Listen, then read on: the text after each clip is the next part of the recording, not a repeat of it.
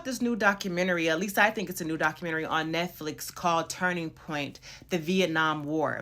And while we're having this huge conversation about moving abroad, I can say for certain that I didn't understand the ramifications of the Vietnam War until I went to Vietnam. And while the country is beautiful and we as expats, we benefit off the economy and we talk about how beautiful it is, you can still feel the sting of what happened during the Vietnam War while you're in Vietnam. It is still a communist country, even though now it's a lot more open to entrepreneurship, imports for the United States, because that was shut off for a very, very long time.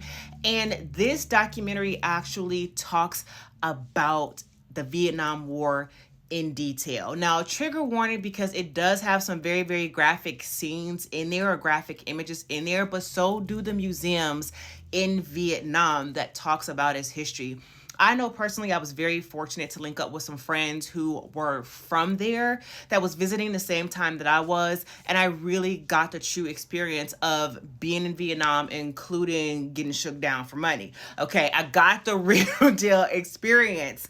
But it's something where the younger generation want to move past it, but they can't move past it because the elders don't want to talk about it.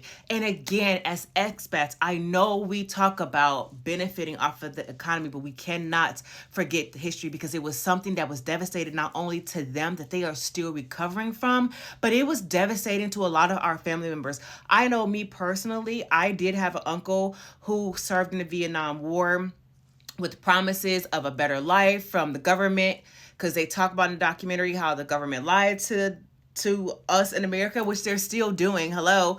And he never came back the same. We have stories about the things that he did when he came back from Vietnam, and he ended up eventually transitioning from the effects of Agent Orange cancer. So I think that it is very, very important before you even visit the country to watch this documentary on Netflix. It even talks about Martin Luther King, how he said, hey, like, us, we're fighting this war, it has nothing to do with us.